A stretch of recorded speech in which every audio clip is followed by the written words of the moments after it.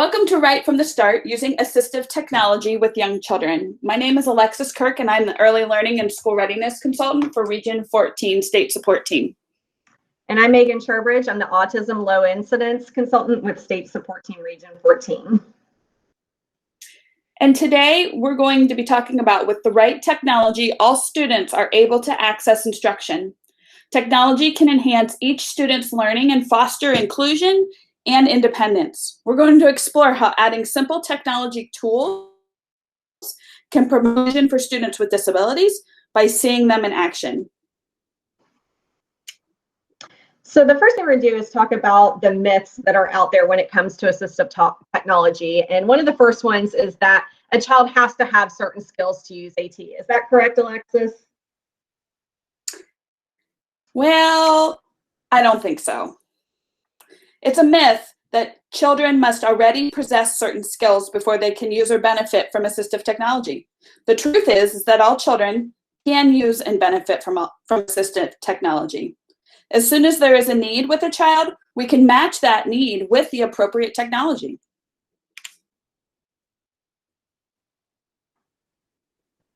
So another myth that I've heard is that AT has to be powered, wired, electronic, or digital.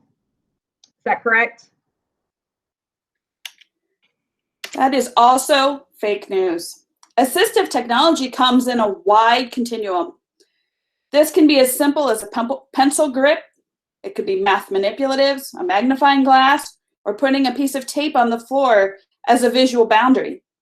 It can be high-tech as an eye gaze systems for communication, an electronic wheelchair for mobility, or hearing aids for listening. So another myth that I'm wondering about is whether or not AT is only appropriate for children with low incidence disabilities. That is a very common misconception. Computers, calculators, projectors, smartboards, tape recorders, handheld devices, these are all examples of general technology that we've all used in our classrooms, increasingly, some of them more than others, that can also be used as assistive technology. Research shows that technology aids in enhancing content and skill acquisition by students with a wide range of learning styles. Even if you don't have a designated student with special needs in your classroom, using technology supports, as they may help students with invisible learning disabilities who don't have formal diagnoses. So assistive technology can be for everybody. So another myth is that AT is an alternative to what other children use, right? No, that's another very common misconception. Assistive technology helps provide access for students with these, have access to the same curriculum and environment as their peers. But a wheelchair. With it, students are able to move from class to class. The use of larger crayons allows students to participate with their peers in an activity about colors.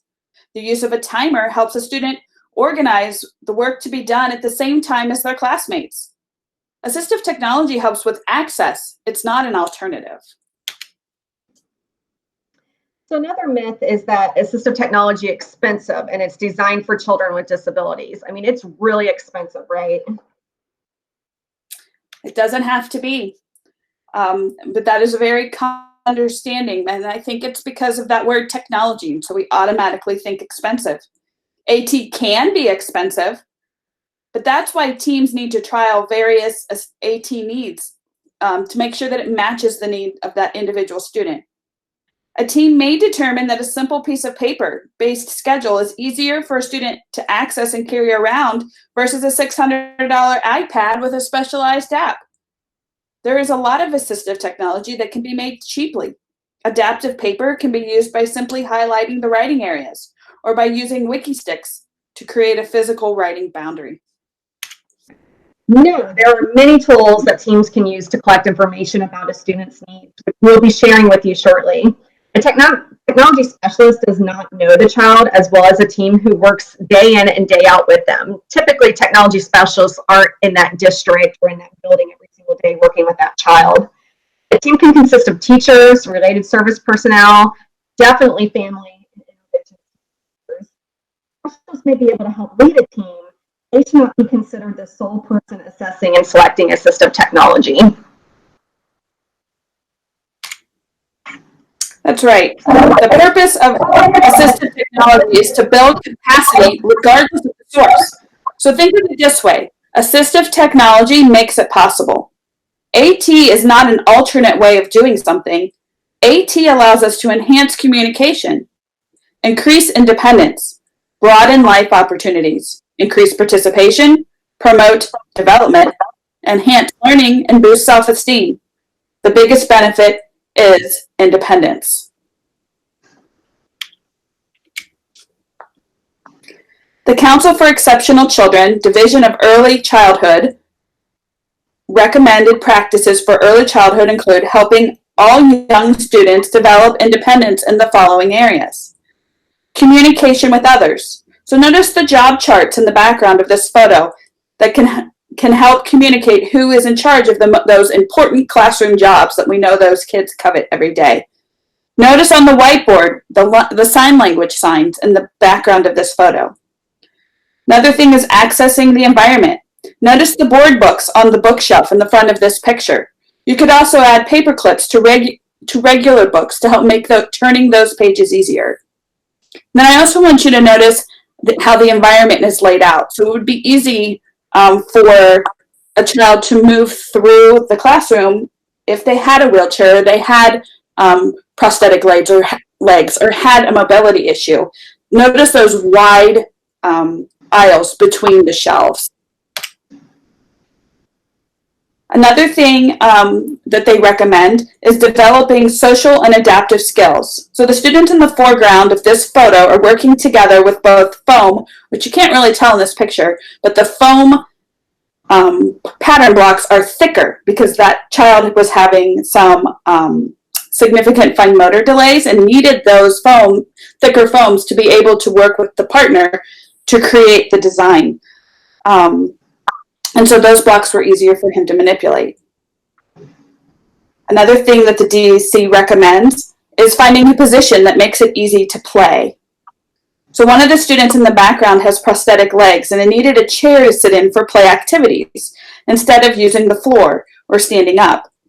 He was in a rapid growth period at this time and his legs would come off easily, resulting in time in the nurse's office to reattach his legs.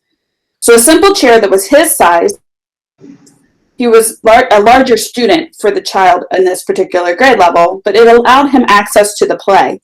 The rest of the class was then offered to make designs on either tables, the floors, or counters as a universal design. Finally, the DEC recommends practices that encourages interacting with others and promoting health and safety.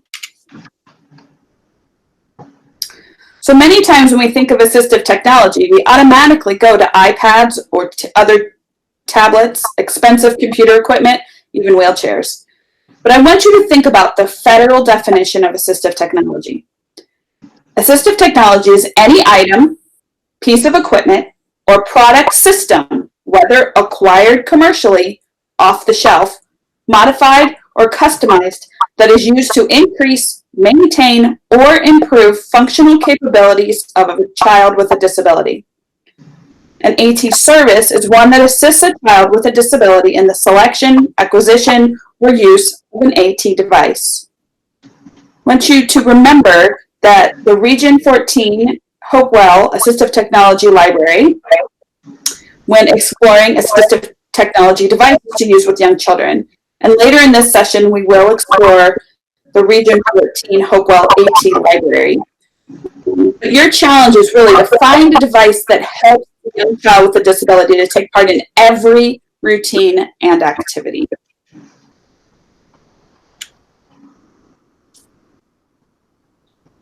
So I'd like to take a moment just to talk about the family role that they play when we're looking at assistive technology. Assistive technology evaluation, selection, training, and maintenance should be carried out by qualified professionals, which are those members of the team I talked about earlier within the school district. And the parent also plays a very active part in that selection. IDEA requires that all special education services be family-centered and directly related to the family's priorities and concerns for their child. Family members are in a position to provide valuable information about the child's strengths, interests, daily routines, which are critical for determining what kinds of assistive technology devices and services will best meet the child and family needs. AT abandonment is pretty common, and AT abandonment means that the child rejects or does not use the device, and it is often due to the fact that family input played only a small role in the AT evaluation and selection process. Understanding and taking into account the values, resources, concerns, and routines of the child's family helps to ensure a greater level of success when it comes to using AT effectively in the child's everyday activities. And this is because we often see that what the child uses in school, they may not use at home, or vice versa, because the family input wasn't there. So it's very important that our families are at the table when we start looking at AT trials of devices.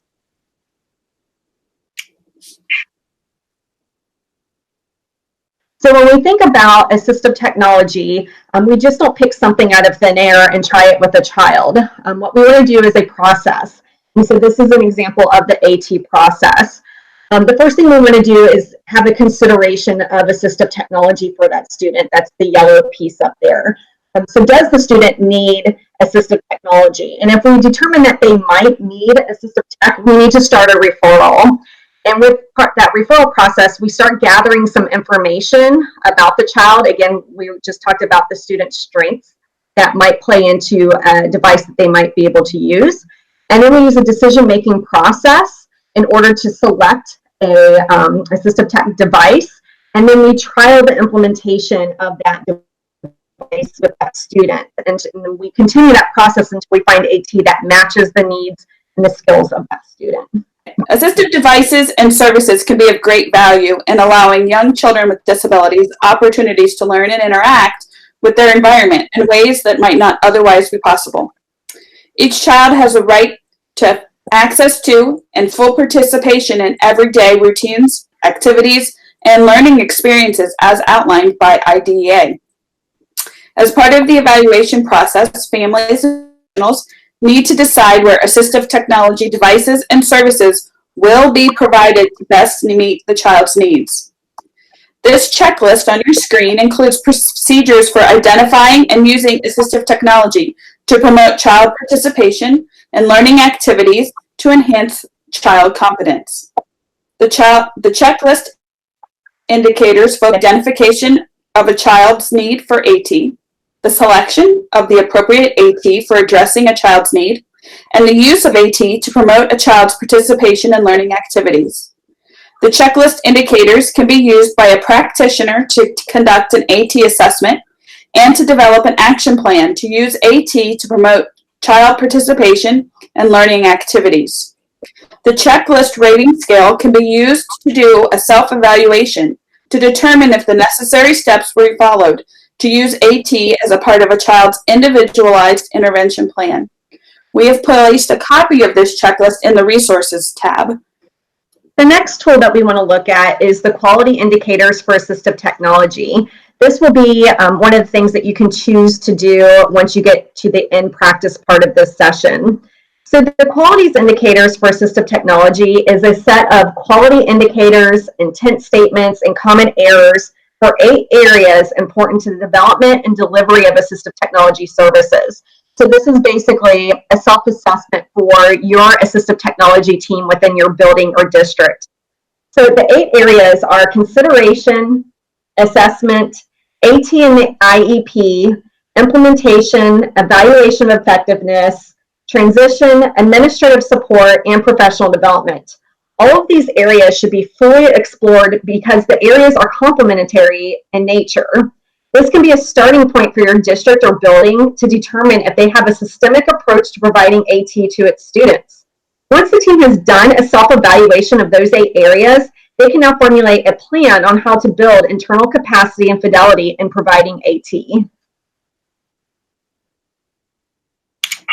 So when a team is considering assistive technology for a student, I often suggest they start with the SET framework.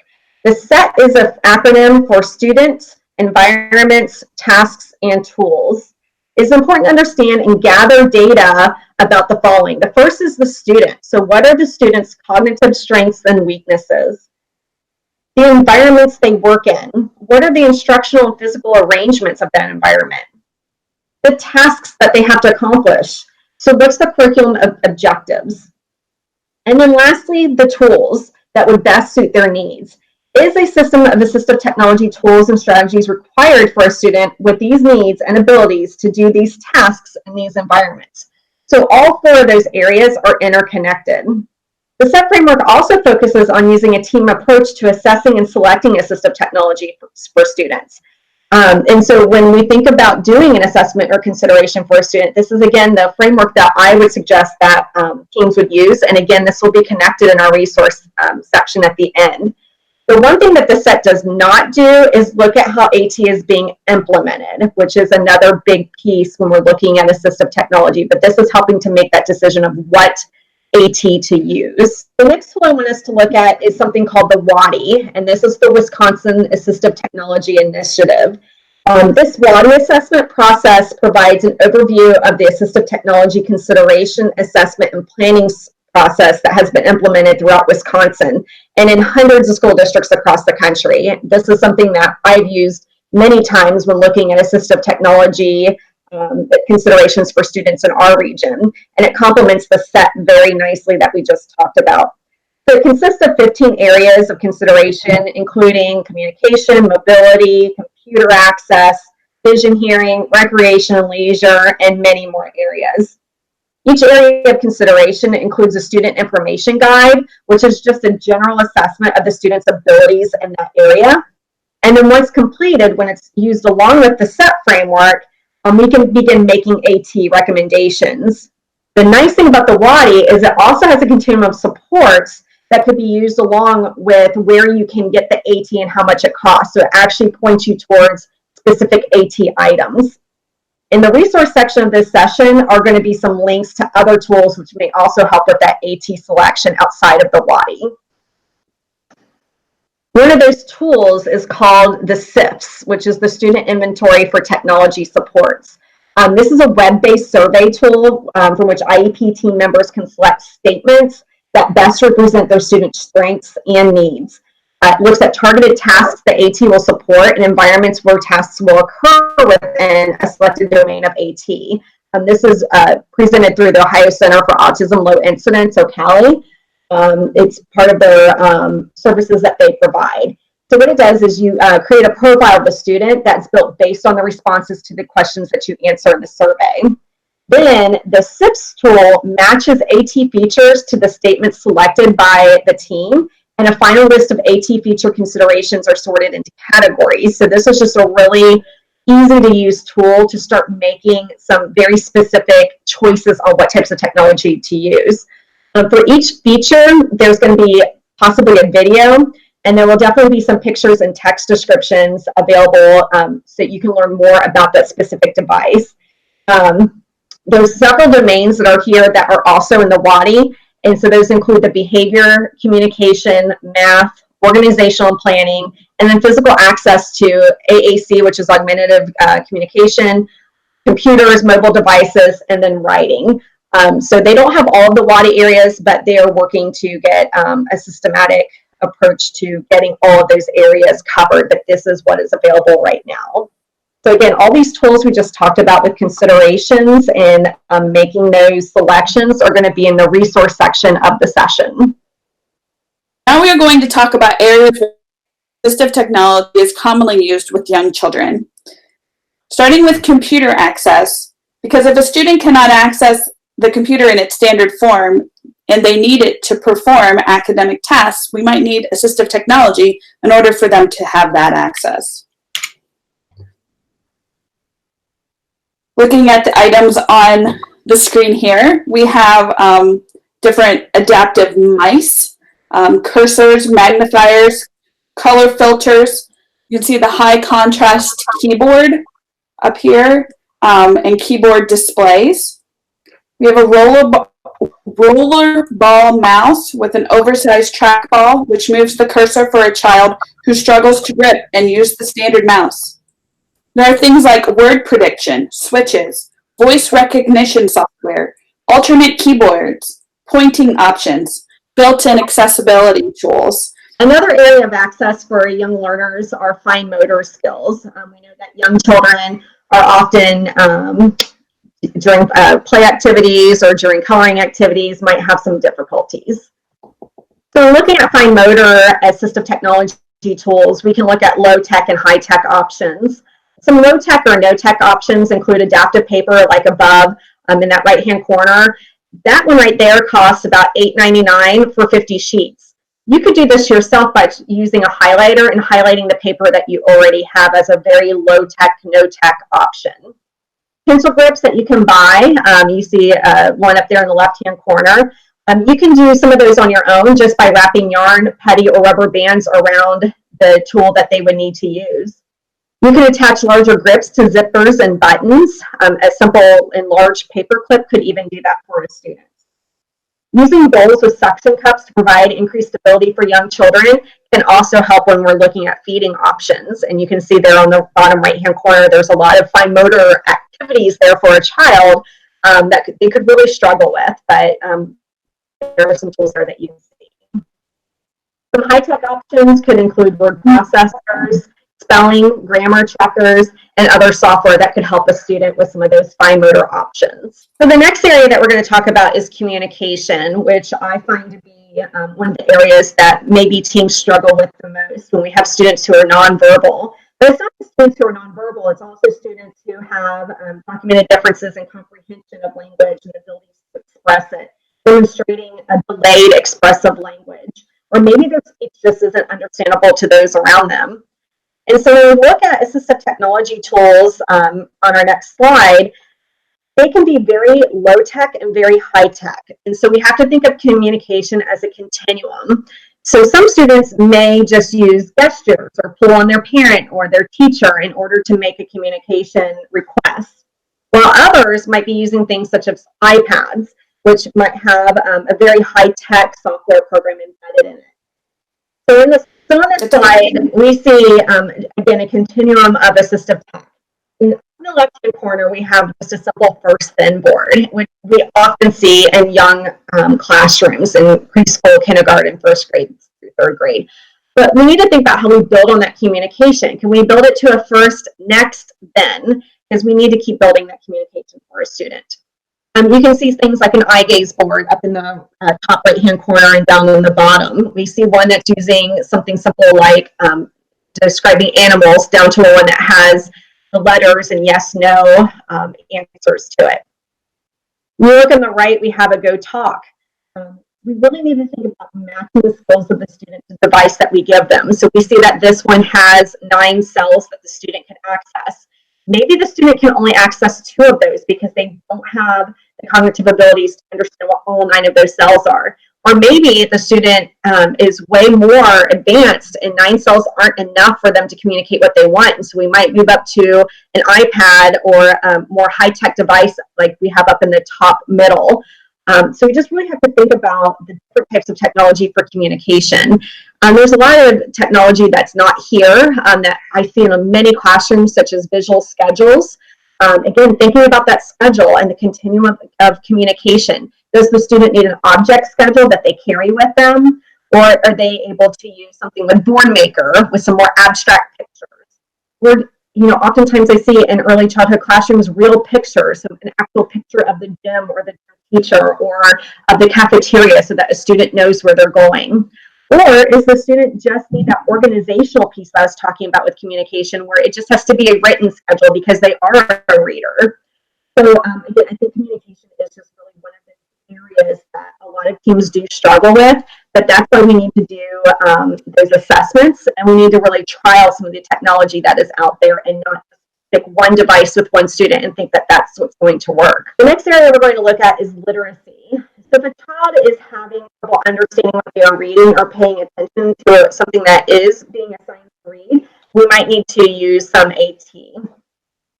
Again, there are very different levels of assistive tech from no tech, low tech to high tech.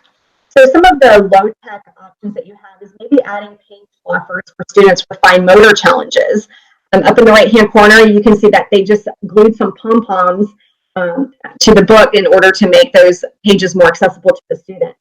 You could also use popsicle sticks that you could write the page numbers on, so that when you say turn to page 6, the student would automatically find that popsicle stick with the number 6 on it and be able to quickly turn that page. You could glue buttons on each page to add fluffers as well. You can just be really creative and use what the student might be interested in. Reading highlight strips, such as the top left-hand corner, these can help students focus on lines of reading. I had many students that used these when I was in the classroom. Again, you can make these yourself by using clear plastic dividers, cutting them into individual lengths and widths for your students. So you could highlight a whole paragraph if you wanted to, instead of just a strip. The other thing that students may need are slant boards. Down there on the left-hand corner, you can see that a student is using a slant board. You can use these for students who have visual impairment, students with poor posture, or students who just need help focusing by having that reading material straight in front of them. Graphic organizers are another great way to help organize reading activities for students. So high-tech options are software products, such as the ones down there in the right-hand corner. Bookshare and Learning Ally provide audiobooks for students. Read and Write is a software that includes text-to-speech, dictionaries, word prediction, screenshot readers, highlighters. You can talk and type. I actually have that one on my computer myself. So again, there are many high-tech options out there for literacy as well.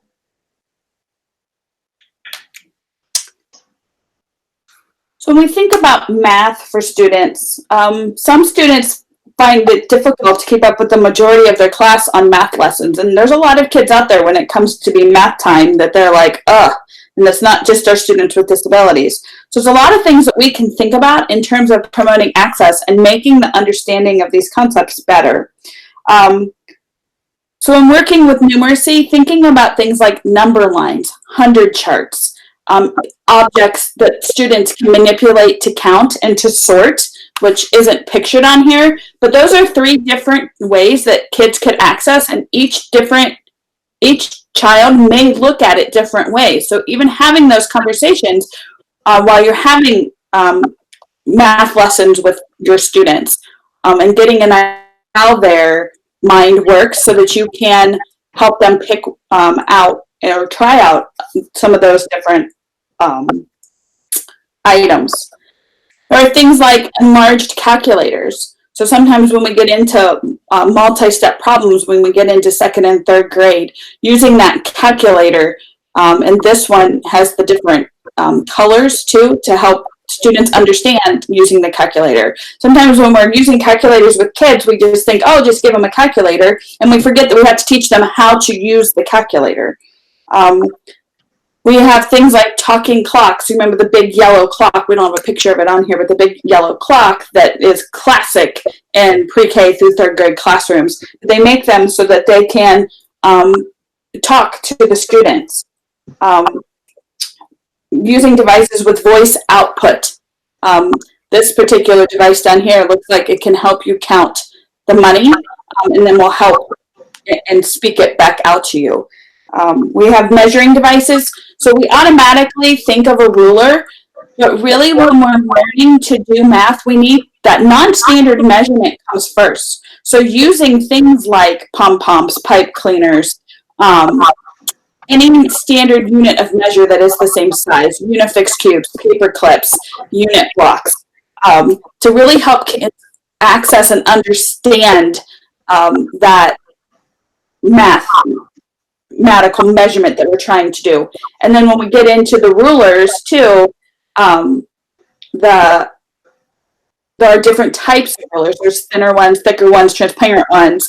There's all kinds of ways that we can allow students to access that measurement piece that children typically struggle with as a whole. The next area we're going to look at are students who have sensory impairments, such as students who have problems with visual impairments or maybe some hearing impairments.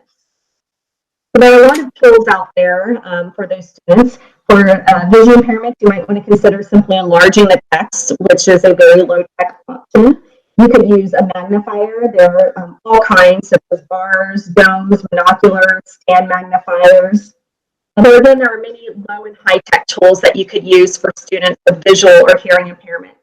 For vision impairments, you may want to consider simply enlarging the text on a copy machine. You can use a magnifier, and there are all sorts of magnifiers you see on the bottom there that a young child is using a dome magnifier. We also have bar magnifiers, binoculars, and stand magnifiers. Higher tech would include an electronic magnifier, such as a screen overlay for a computer, and a video magnifier like the one above, like a CCTV, which is a closed circuit television magnifier, which has a larger display than a video magnifier.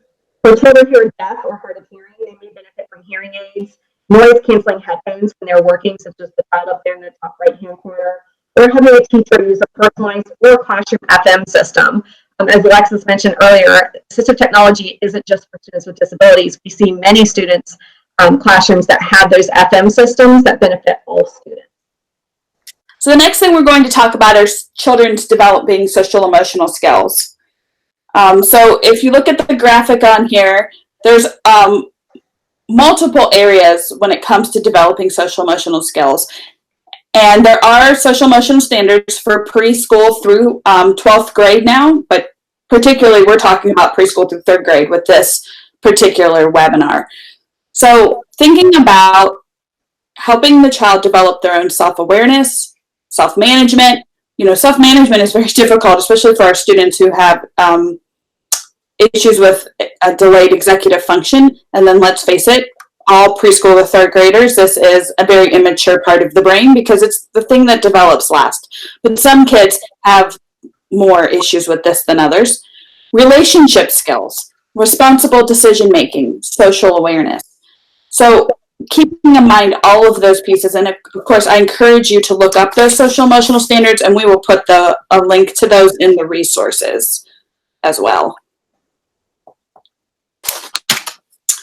So looking at some of the options, a visual schedule, if you've ever worked with me in any setting, I am a huge proponent of visual schedules, and it's because they work, and I've seen them work with classes, with groups, with my class, with groups of kids, with individual kids. They really are a game changer, but they have to be used in a way that is meaningful and beneficial to the child. And so there's not a one-size-fits-all visual schedule that will work in every classroom. You have to know your kids, and you have to know individual kids. So this particular one that's on here would be perfect for an individual student when they get to school. Especially, I've used ones like these with young students with autism, and it really allows them to be independent with their arrival and their dismissal. You can do a reverse one for the end of the day, the specific things that need to happen. And they feel so much independence that they can do things with their peers. Turn taking is another big one that is difficult for kids. And outside of game playing and learning to be winners and losers in that game, but this particular one, example right here, talks about my turn, your turn, whose turn is it, and gives a place for the child to have the language to express their frustration or their question that they might have. In my experience, there's usually frustration with young children around turn taking. This particular choice board here allows you to, once we've taught them what each one of these things means, but ask for that break, ask to swing, and gives the child the voice that they need to be able to say what they are needing, what they are wanting. And that's a huge game changer for kids. When we move down into here, using switches for yes and for no, in this particular case, it looks like this particular switch is operating this dinosaur, which is giving her access to play, which is what looks like in the picture here. She's kind of in the middle of like the center area. So it gives her access to the play that her peers are also doing.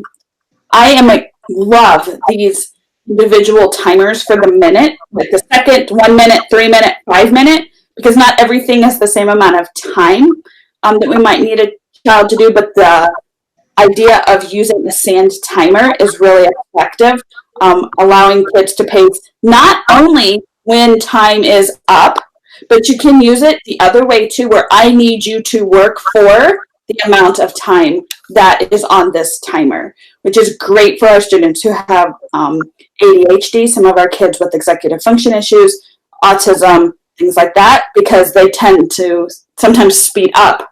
And so by flipping that over and saying you must work this entire time really gives a strong visual support for those children. And then there's the classic time timer that has been around for years. So this wraps up the various areas that we wanted to talk about. You could use assistive technology with young children. The next thing we want to look at is the assistive technology library that we offer through the Southern Ohio Educational Service Center. This is assistive technology that is free for educators in Region 14 to use as long as you create an account, which is something you will be doing when you get to your in-practice choice board activity. So assistive technology has over 180 items, and those include adaptive toys, communication systems, switches, computer hardware, adaptive wheelchair equipment, and some softwares. And again, this is free to any educator that does create an account with Region 14. Let's take a minute just to look at what the library looks like. Okay, so once you create an account with the Assistive Tech Library through the Librika system, this is what your front page would look like. And so what I encourage people to do is to go to the catalog up here in the top left-hand corner, and this is where you can see the entire catalog of what we own. You can go by category. And so we'll just look just real quick maybe at adaptive toys since it's the first one. You can see we have 20 items in the adaptive toys section. So you can go in there and you can browse and see what we have. And you'll see there's a lot of little cute things in here that we have. If you click on one of these, like Flappy the Elephant, which is one of my favorites, when you click on it, you'll be able to see a picture of it, and then there will be a description. And oftentimes you'll see down here at the bottom, you can see the item in action, and there'll be a link to maybe a YouTube video or maybe to AbleNet or another web browser site that sells the toys, where you can actually see how to use them. And it's not just the toys, but our communication devices as well. If you're not sure if it's something that would meet your students' needs, you could watch the video that is attached there and find out if it's something that you might want to check out to trial with your student. You can see that we have one copy of this, and right now this one is not available. It is out. So you'll be able to see exactly what we have in and what is checked out. You're able to reserve all items except for our communication iPads for 180 days. So that is essentially the school year, but we ask that if you're not using the device that you do return it so we can add it back in the library for other people to use. The other thing you can do is you can search our catalog. So if there's something that you know about, such as maybe a communication device or maybe some software, you could search it here and see if we have it. So I'll just look and see if we have BoardMaker. And you see that we do have BoardMaker, Speaking Dynamically, and BoardMaker Plus. So again, if you know there's a specific device, you can look and see if we have it here. The other nice thing about our library is we're always looking to add items. So if there's a particular item you're looking for that we don't have, you could certainly shoot myself, Megan Tribridge, an email, and our contact information is in the session. And if we have the funds and we see that it is something that a student could possibly use in our region, we can always add those items to our library if it's within the cost and within the scope of what our AT library provides. So just something to think about. Last contact information for myself and for Alexis.